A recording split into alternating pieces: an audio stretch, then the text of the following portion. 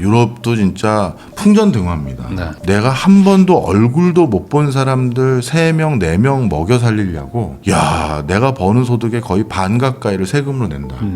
그리고 그 사람들은 아무 일 안 하고 내가 들인 돈들, 우리들이 들인 돈들로 연금 받아서 열심히 일하는 나보다 더 월소득이 높은 사람들이 몇 퍼센트더라. 이러니 지금 뭐 분노 게이지가 이만저만이 아닌 거죠. 중산층이 사라져버리면 제가 아주 오늘 세게 말씀드립니다. 그냥 그 국가는 아사리판이 되는 거예요.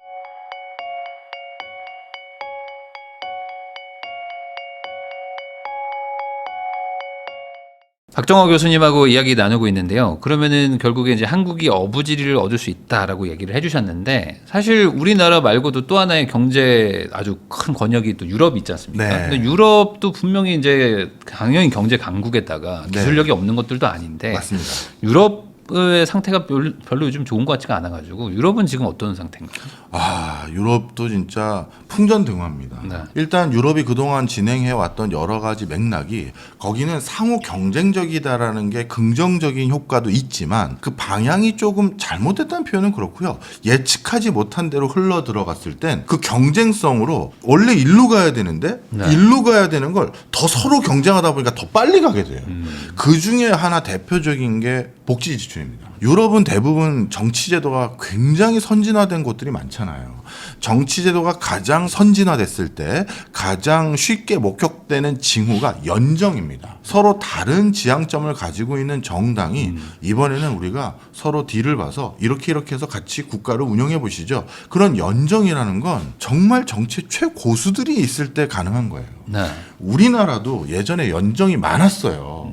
정치 구단들이 있었을 때 네. DJ, YS, 네. 그다음에 JP. 우리나라 최고의 정치 구단들이 있을 때 당 셋이 뭐 둘이 합치고 뭐 누구는 총리 되고 누구는 대통령 되고 그런 뭐 우린 야합이라고도 부르기도 했고 했지만 하여튼 연정이거든요. 네. 그렇게 정치 구단들이니까 줄 건 죽고 받을 건 받고 이렇게 할 때도 있거든요. 때로는 내 가족과 나의 생명을 위협한 존재하고도 손을 잡는단 말이에요. 네. 그게 하여튼 야 정말 저런 사람들은 나랑 나 같은 일반인과 다르구나 생각도 하는데 그랬던 적이 우리도 있어요. 그건 진짜 고수들 그 사람들의 리더십 아래 그렇게 바뀌는 건데 유럽은 그게 아니라 그 리더십이 아니라 시스템 가지고 우리 정당에서 논의했는데 니네 정당하고 이렇게 해보재. 자 니네 뭔데 이걸로 가다 보니까 정말 여긴 정치적인 구력은 대단한 것들이에요. 그런데 어떤 문제가 생겼느냐. 정치가들은 어쩔 수 없어요. 여러분들 정치가들 그걸 비판하면 그건 저도 이걸 정치가에게 이것까지 비판하면 되나 싶은 게 유권자에게 표심 얻기 위한 노력. 이걸 정치가가 안 하면 자기 입지가 없는 건데 네. 그럼 그걸 안 하고 어떡합니까? 근데 어떤 상황이 생겼느냐. 저 북유럽은 예전부터 복지가 충만해. 노르웨이 같은 나라는 더 좋고 저 옆에 나라는 의료 혜택을 뭘 더 준다고 하고 이 옆에 나라는 또 주거 복지를 뭐 해준대요. 그럼 내가 선거했을 때 당연히 옆에 나라 거긴 다 왔다 갔다 하잖아요. 그러니까. 야 니들 뭐 줄 건데 저 나라는 의료보험 깎아줬고 이 나라는 뭐 집 살 때 대출해준대. 그러니까 그걸 얹어요. 얹으니까 같은 선거 때 옆에 있던 정당이 보고 또 얹고. 야 더블로 가 이렇게 되는 거예요. 그래서 여기가 그걸 하면 또 옆에 있는 국가들이 야 얘 이렇게 하는데 이렇게 되는 거예요. 그러다 보니 어떤 일이 생겼느냐. 이거는 전 세계 누구도 예측 못했어요. 우리 인간들이 이렇게 오래 살지. 그냥 하나만 예를 들면 우리나라에서 연금 제도를 처음 도입한 게 공무원 연금부터 도입했잖아요. 네. 그 공무원 연금 도입했었을 때는 무조건 공무원이 돼서 20년 납입하면 평생을 보장을 해줬어요. 네. 그게 자기가 낸 돈의 보장률이 한 80%였어요. 그러면 예를 들어서 누군가가 20대 중후반에 공무원이 돼서 40대 중후반에 은퇴하면 평생을 그걸 받는 거였어요. 네. 그럼 그 말이 되냐? 지금 이렇게 생각하시죠? 근데 그 당시 우리나라의 평균 수명이 50이 좀 안 되거나 50 좀 넘었을 때예요. 네. 그때는 이렇게까지 길게 살지 몰랐던 거예요. 그러니 그 당시 공무원연금 만들 때 60부터 연금 주겠다 그러면 야, 내 사망 이후 받을 연금을 누가 가입하는데 이 소리 나오는 거거든요.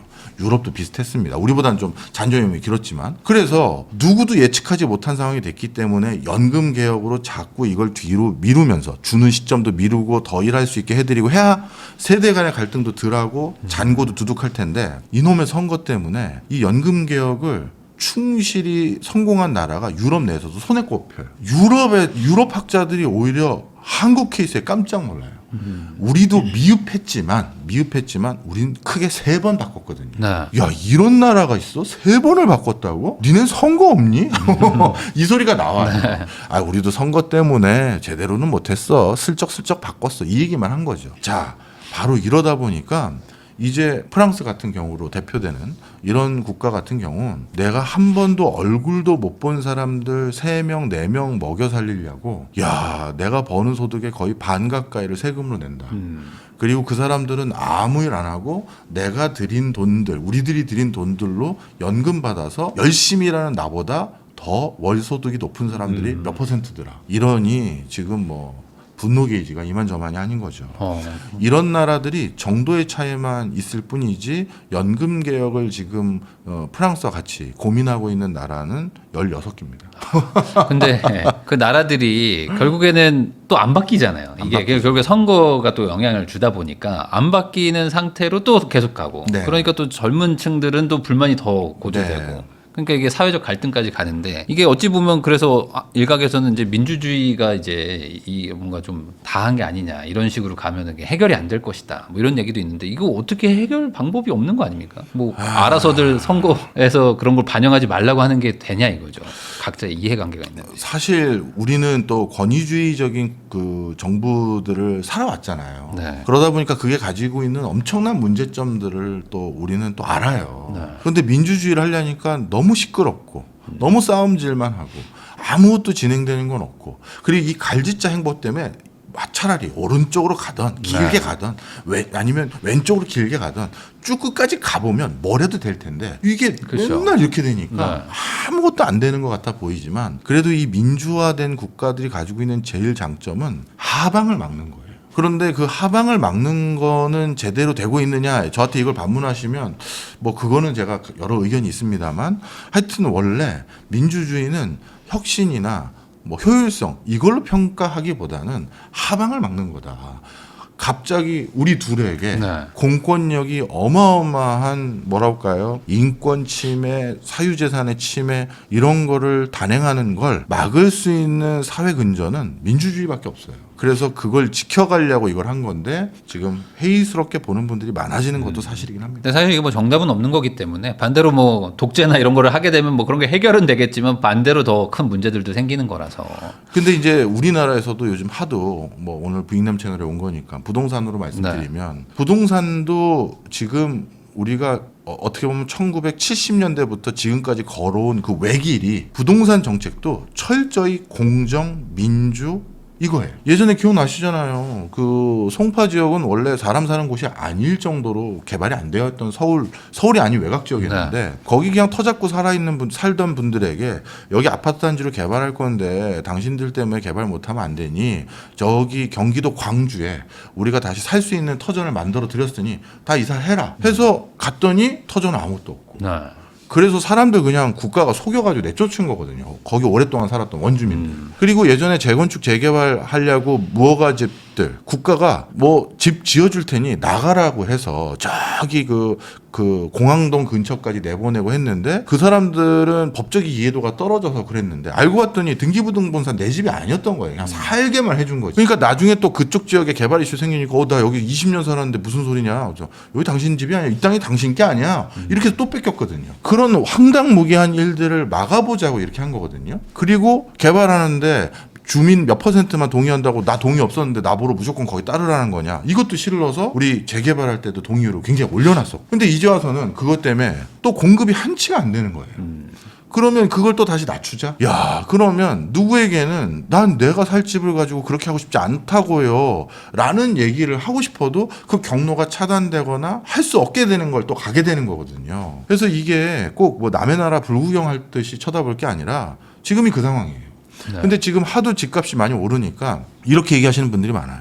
박 교수 왜 이렇게 서울에 집을 공급을 못하는 거야. 아니 뭐 내가 사는 어느 동네는 아직도 빌라촌 많고 거기 옛날 구옥들 많은데 그거 싹 밀어버리면 정말 몇만 채는 올라가겠더만. 자, 그런 옛날 동네 가보시면요. 그냥 제가 대놓고 편하게 얘기할게요. 그냥 육군사관학 매번 나오는 얘기잖아요. 네. 육사가 왜 서울에 있냐. 그리고 그 뒤에 골프장도 조그만 거 있더만요. 그게 왜 서울에 있냐. 그런 것만 없애도 상당히 많이 올리지 않냐. 그거 현장 가보잖아요. 그러면 동네 주민들이 반대해요. 왜? 동네에서 가게 하시고 상가 하시고 하는 분들 대부분 그 육사와 골프장 근처 때문에 먹고 사는 분들인데 네. 이거 아파트 단지 올리면 나는 뭘 먹고 살라고? 주민들이 피켓 들고 나와요. 그럼 그 주민들의 사유재산이나 의견은 우리가 묵살하고 국가의 대의를 위해서 올리자? 그거 하지 말자고 여기까지 온 거잖아요. 자, 그 다음에 그분들을 그럼 설득해야죠. 그럼 설득해요. 여기 아파트 단지 완공되면 더 많은 거주자 생기니까 장사 더 잘 될 겁니다. 한 3가지 반응이 제일 많이 나왔어요. 내가 하는 업종은 사관 생도들 대상이야. 네. 여기 사람들 민간인이라서 나 필요가 없어. 네. 이게 제일 많고요. 두 번째, 더 많은 사람들 온다고 해. 그런데 그거 완공되는 한 3, 4년 동안 난 어디 가서 먹고 사는데. 네. 난 이번 달 벌어서 이번 달 먹고 사는 소상공인인데 근데 어디 가서 뭘 하라는 건지 얘기해봐라.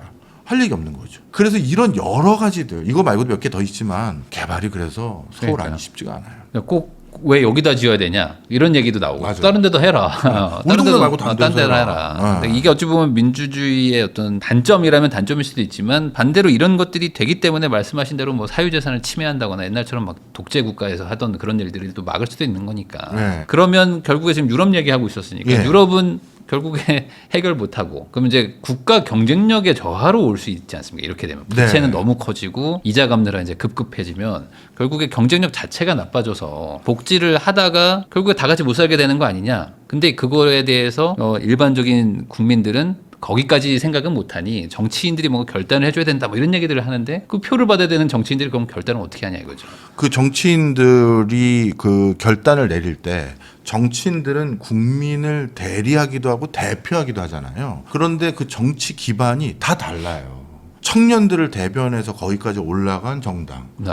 친환경을 기지로 거기까지 올라간 정당, 종교를 기반으로 보수성을 강하게 가지면서 거기까지 올라간 기반이 다 다르다 보니 서로 간극이 너무 심해지는 거예요. 그래서 제가 이 부동산도 똑같이 얘기를 합니다만 오늘 부익남 채널이니까 그 얘기를 부동산 관점에서 자꾸 설명을 드리면 중산층이 사라져버리면 제가 아주 오늘 세게 말씀드립니다. 그냥 그 국가는 아사리판이 되는 거예요. 실제 어떻게 되냐면요. 항상 이 중산층은 내가 불과 몇 년 전, 한 10년 전만 해도 영세민이었어.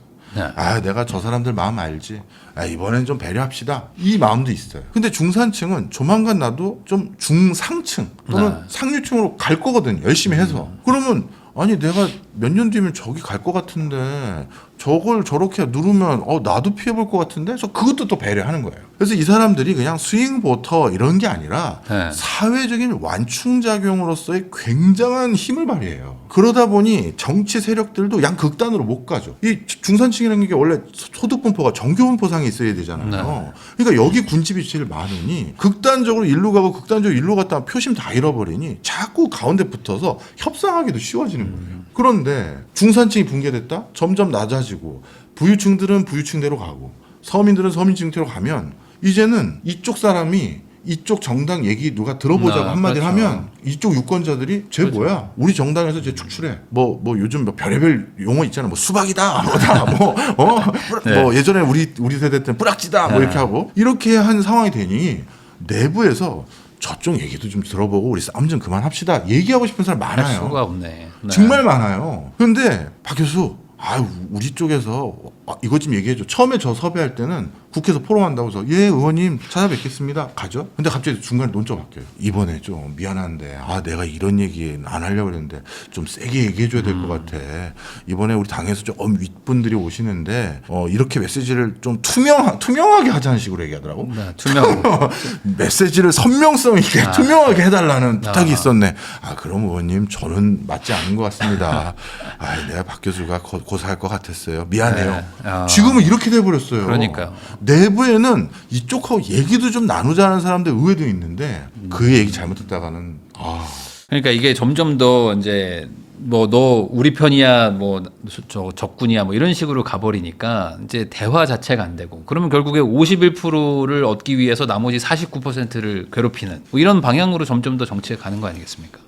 그렇죠. 그게 이제 사는 동네까지 달라지면 더 극단적으로 바뀌어요. 사는 동네 소셜 믹스가 그래서 중요한 거예요. 네.